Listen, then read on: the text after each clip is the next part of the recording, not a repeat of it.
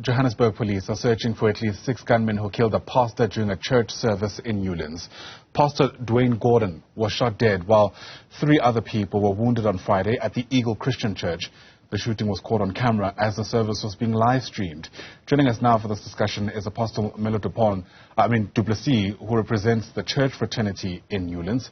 He joins us via our video link this morning, and it's great to have you on the program, sir. Thanks very much indeed for making time. You know, it goes without saying that the community must be left absolutely devastated by what took place.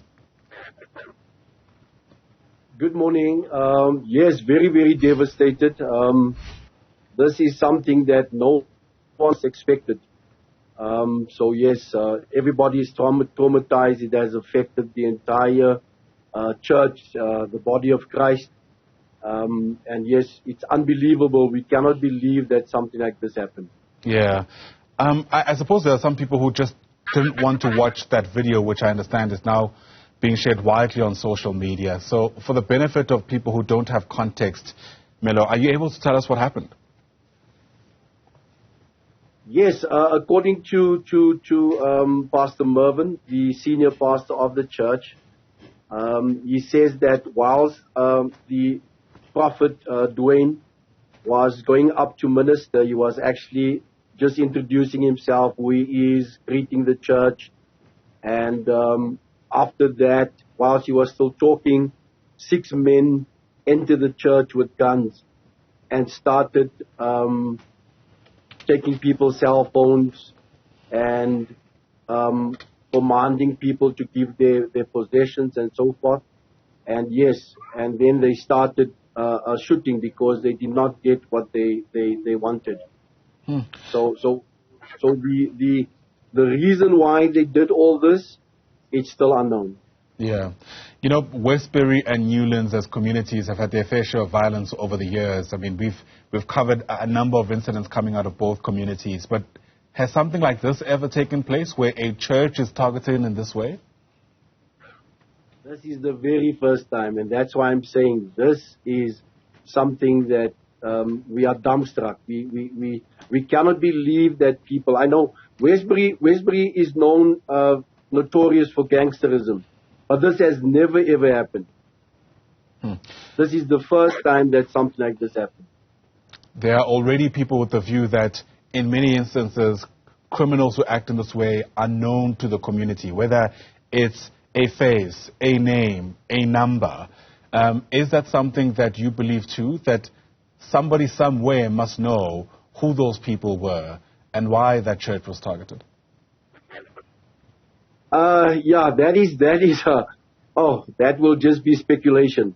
I won't be able to say that, but I do believe that this is now my opinion. I don't believe that this is people from our community. I think this is people from outside our community. People that doesn't belong to our community. Our community in Westbury will never ever do something like that. They have never ever done this. I think with all the things that they are doing, they still have the fear and the respect for the religious fraternity. And I don't think that these are people that belongs to our community. This must be people from the outside. Yeah. So what does prayer, worship, and community look like now for your particular church, now that something like this has happened? Yesterday we had service, and you can feel in the atmosphere the tension, and you can feel the fear as well. And I've also spoken to a few of my colleagues, and they had the same encounter as well. People are very fearful. People do not know what to expect, and I think we as ministers have to do damage control. We are meeting now this morning, 11 o'clock, with the affected pastor and his congregants to see what intervention we can do, counseling and so forth, because all of them are traumatized. But I must say there's tension in the air. Yeah, understandably. And I suppose an incident like this will bring into the fore once again questions about whether or not more can be done to ensure that churches aren't sitting ducks, you know. But it's also a delicate balancing act, because you also don't want too much interference in that space. There needs to be a level of freedom for people to be able to express their faith in whatever way it manifests. Correct, but I also think that this is just an eye opener because I believe the church is a soft target. Okay, previously what they have done in our community, I must say this, is that there was a lot of break-ins in churches where they would steal the equipment and all that. But this one now, coming into the church whilst the congregants are there, this is the first. And I think we have to really put measures in place to be able to secure the safety of our congregants. And we have to sit around the table as ministers to see how best we can tackle this one. Absolutely. Are you able to speak to us about whether or not you've managed over the week gone by to even quantify perhaps the value of the things that have been taken? What are some of your congregants saying was taken by these criminals? The thing that they speak about mostly is cell phones. Everybody's talking about they took their cell phones. So I still have to, like I said, I'm meeting with the pastor today at 11 o'clock to find out more and to get his side of the story as well. But mostly they speak about cell phones that was taken. Yeah, and do you know if any of those victims came back for yesterday's service? Currently, the church is closed down until further notice. Okay, that I suppose makes sense. The passing of Dwayne Gordon, I imagine, is also going to be a big focal point. What kind of role did he play in the church itself? In other words, do you need to start thinking about, new leaders who might have to fill that position in the wake of his killing? Okay, so Prophet Dwayne was actually a guest speaker at this specific church.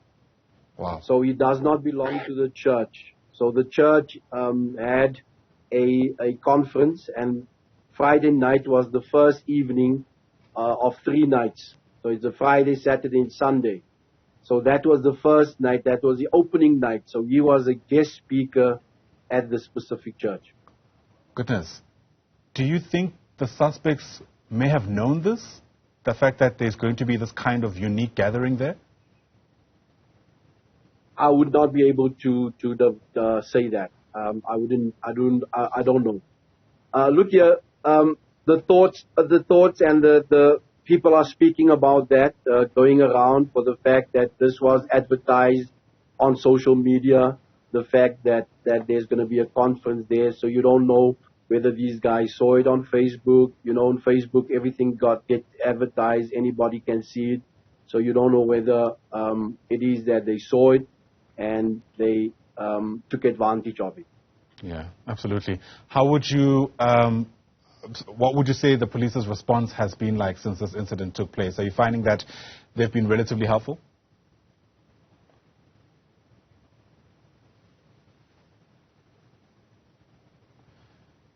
Mello, I'm just checking if you can still hear me. Are you still there?